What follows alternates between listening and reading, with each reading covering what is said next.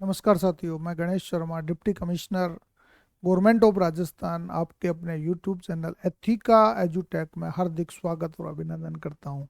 साथियों, आप सभी लोग यूट्यूब चैनल पर आरएस की कट ऑफ देख रहे होंगे, आरएस के रिजल्ट का इंतजार कर रहे होंगे, आरएस के पेपर के बारे में डिस्कशन कर रहे होंगे। तो मैंने भी ये तय किया 2 दिन बाद में कि मैं आरएस की कट ऑफ बिल्कुल सटीक कट ऑफ के साथ मैं आपको बताऊं। सबसे पहले मैं पेपर का एनालिसिस करूं कि आप जब आरएस का पेपर देकर आए तो आरएस का पेपर देने के बाद में आपको कैसा लगा, क्या स्थितियां रही। फिर शाम को जब आरपीएससी द्वारा आंसर की डाली गई तो आपका लेवल क्या रहा, आरपीएससी का लेवल कैसा था, क्या भावी प्रशासकों के अनुकूल था या नकल गिरोहों को रोकने के लिए ये व्यवस्थाएं की गई थी। ये पेपर में ऐसा क्या खूबी थी, क्या कट ऑफ रहेगी, क्या पिछली बार की तरह वही 100 नंबर के कट ऑफ रहेगी या फिर ये कट ऑफ 70 के आसपास आ जाएगी या फिर 80 और 90 के बीच में रहेगी। ये ऊहापोह की स्थिति आप में बनी हुई है। तो सबसे पहले हम बात करें कि आरएस प्री एग्जामिनेशन जो 2024 का है, आपके 2 फरवरी को हुआ बसंत पंचमी के दिन। तो इसमें पेपर लेवल की बात करेंगे हम, पेपर लेवल कैसा था। दूसरा हम क्वेश्चंस टाइप की इसकी बात करेंगे। क्वेश्चंस टाइप में मतलब ब्लूप्रिंट, पेपर का ब्लूप्रिंट हम बताएंगे कि आरपीएससी ने किस आधार पर इस पेपर को तैयार किया। तीसरा हम बात करेंगे कि एक्सपेक्टेड कट ऑफ्स क्या रहेगी। इन 3 मुद्दों पर आज हम बात करने जा रहे हैं।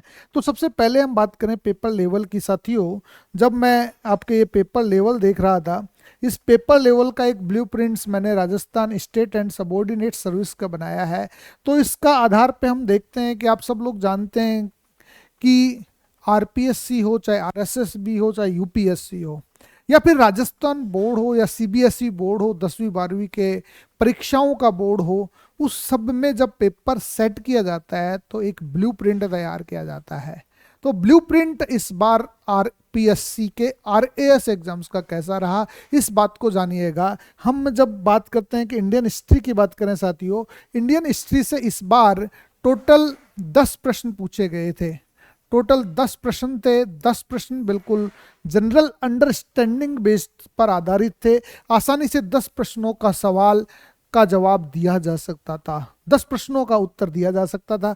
दूसरा, राजस्थान की हिस्ट्री और कल्चर के जो सवाल थे, इनको हम बात करें कि 15 सवाल राजस्थान की हिस्ट्री और कल्चर से पूछे गए थे। अब 15 सवालों की हम बात करें तो 15 सवालों में से आपका देखा जाए तो कुछ एक सवालों को छोड़कर राजस्थान की हिस्ट्री और कल्चर के सवाल भी बिल्कुल सही थे। हम बात करें इंडिया एंड वर्ल्ड ज्योग्राफी के, बिल्कुल ट्रेडिशनल टाइप का सवाल थे। 8 सवाल इंडिया एंड वर्ल्ड ज्योग्राफी से पूछे गए थे। इन 8 सवालों का लेवल भी आसानी से किया जा सकता था। फिर हम बात करें राजस्थान की ज्योग्राफी की। साथियों, ज्योग्राफी की हम बात करें तो ज्योग्राफी के 8 और 2 10 सवाल ज्योग्राफी के थे। 10 सवाल राजस्थान की ज्योग्राफी से पूछे गए थे और राजस्थान की ज्योग्राफी के सवाल भी काफ़ी मतलब सरल तरीके के थे, ज़्यादा नहीं था। इंडियन इकोनॉमी की बात करें, इंडियन इकोनॉमी के 8 सवाल पूछे गए थे। 8 सवाल बहुत अच्छे स्टैंडर्ड्स के सवाल इकोनॉमी में पूछे गए थे। बाकी राजस्थान की इकोनॉमी को मैंने क्या किया कि इसमें करंट अफेयर्स के मैटर्स भी हमने इसमें डाल दिए हैं। राजस्थान के पॉइंट ऑफ व्यू से, इंडिया के पॉइंट ऑफ व्यू से 17 सवाल राजस्थान की इकोनॉमी से पूछे गए थे और 8 सवाल हमारे, हम बात करें 8 सवाल आपके स्टेट पॉलिटी से पूछे गए थे। साइंस एंड टेक्नोलॉजी से इस बार काफ़ी अच्छे सवाल 15 सवाल पूछे गए थे साथियों। 15 सवाल मैंने इसमें स्पोर्ट्स वगैरह सारी चीज़ें डाल दी है।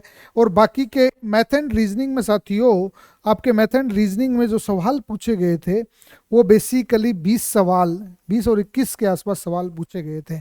इस आधार पर हम बात करें टोटल राजस्थान के पोर्शन की बात करें कि राजस्थान के पोर्शन में राजस्थान की history, art and culture, geography, polity और इकोनॉमी के साथ में करंट अफेयर्स को भी हम जोड़ देते हैं तो टोटल 65 सवाल साथियों राजस्थान के पोर्शन से पूछे गए थे। 65 सवाल।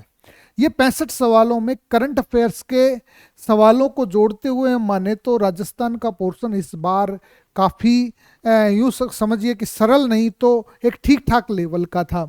दूसरा, इंडिया वाले पोर्शन की बात करें साथियों, इंडिया वाले पोर्शन से हम बात करें तो इंडिया वाले पोर्शन में हम करंट अफेयर्स को भी जोड़ देते हैं। हालांकि इसमें यूँ समझिए कि 50 प्रश्न इंडिया वाले पोर्शन से पूछे गए थे और इसमें हम 15 प्रश्न करंट अफेयर्स के जोड़ देते हैं, तो टोटल 65 प्रश्न यहाँ से पूछे गए थे। गणित और रीजनिंग से हम बात करें तो मैथ एंड रीजनिंग से 20 सवाल पूछे गए थे। इस तरीके से हम बात करते हैं। इन सवालों के आधार पर हम तय करते हैं कि जो आपको इसमें टफ लगा, टफ क्या लगा, टफ करंट अफेयर्स लगा, टफ मैथमेटिक्स के सवाल आपको लगे होंगे, टफ आपके जो इंडिया के पॉइंट ऑफ व्यू से या राजस्थान के पॉइंट ऑफ व्यू से हम बात करें तो कौन से सवाल आपको दिए गए थे। इसमें दिए गए थे आपको फैक्चुअल से जानकारी दी गई थी। ये फैक्चुअल से जानकारी की हम बात करें तो 104 मतलब 70% फैक्चुअल आधारित प्रश्न पेपर था। 70% पेपर आपका फैक्चुअल बेस्ड प्रश्न पूछे गए थे। बाकी की हम बात करें कि 25 प्रश्नों की, 25 प्रश्न आपके लगभग यूं करें कि 15-10 और 17-18%, 17% प्रश्न आपके अंडरस्टैंडिंग बेस्ड थे और लगभग 10 प्रश्न आपके क्या थे, अप्लाइड बेस्ड थे, और बाकी के आपके 9 प्रश्न मतलब स्किल्ड बेस्ड सवाल थे। कुल मिलाकर हम बात करें कि ये 15, 10, 25 और 25 और 10, 35, 25 और 5, 30, ये 30%, कुल 30%। इस तरीके से हम बात करें तो हम सब लोग जानते हैं कि जब फैक्चुअल प्रश्न पूछे जाते हैं साथियों, फैक्चुअल प्रश्नों की याददाश्त जो क्षमता होती है हमारी, फैक्चुअल प्रश्न और फैक्चुअल जो प्रश्न है हमारे, वो लगभग 105 सवाल आपसे पूछे गए हैं। 105 सवालों की एक मानवीय क्षमता कितनी होती है? मानवीय क्षमता ये होती है कि आप 60% उत्तर दे सकते हैं इसमें, या 50%, और 60% तो जनरल आइडियाज में आप दे सकते हैं। लेकिन ये जो फैक्चुअल थे बिल्कुल एग्जैक्ट थे, तारीख वाइज थे। इन तारीख वाइजों की हम बात करें तो 50% रेशो आपके फैक्चुअल प्रश्नों का होता है। यदि आप उत्तर दे सकते हैं तो आपने अच्छी तैयारी की है, तब जाकर आप 50 से 52 प्रश्नों को ठीक कर पाएंगे साथियों। दूसरा जो हमारा अंडरस्टैंडिंग वाला पोर्शन था, अंडरस्टैंडिंग में भी यदि आपके फैक्चुअल्स बेस्ड क्वेश्चंस थे, फैक्चुअल्स बेस्ड क्वेश्चंस यदि ठीक हैं तो आप उत्तर दे सकते हैं 60%। यदि 25 छिक्का 150, 15 एक प्रश्न आपके यहाँ बनते हैं, 15 प्रश्न यहाँ बनते हैं। रिस्क लेनी पड़ेगी आपको। स्किल्ड बेस्ड प्रश्नों को और अप्लाइड बेस्ड प्रश्नों को आप 70-80% दे सकते हैं, लेकिन आपकी अंडरस्टैंडिंग होगी तभी आप दे सकते हैं, यदि आपने किए होंगे तो कुल मिलाकर इसमें भी यदि 8 प्रश्नों के आसपास आप सही कर देते हैं तो 15, 8, 23 और 50, 73, 75 प्रश्न आपके सही बैठते हैं साथियों। 75 प्रश्न के आसपास आपके सटीक बैठते हैं। इसी आधार पर हम आकलन करेंगे एक्सपेक्टेड कट ऑफ्स की, कि यदि आप 75-80 प्रश्न, एक कोई भी लड़का होगा जिसने वास्तव में अच्छी तैयारी की होगी, ये केवल स्क्रीनिंग टेस्ट है, ध्यान रखिएगा, रिकॉर्ड नहीं बनाना हमें, 75-80 प्रश्न उसके सही होंगे। अब 75-80 प्रश्न सही होंगे तो ये कब होंगे? क्योंकि हम जब सब लोग जानते हैं कि वहाँ 50% आपकी एक्यूरेसी रही होगी, वहाँ आपकी 70% रही होगी, यहाँ आपकी 80% एक्यूरेसी रही होगी, तो कुल मिलाकर आप 120 से 125 प्रश्न आपने किए होंगे, तब जाकर आपके 75-80 प्रश्न की एक्यूरेसी बैठती होगी। इसी आधार पर हम एक्सपेक्टेड कट ऑफ्स की बात करेंगे साथियों। अब हम बात करें पेपर लेवल की साथियों।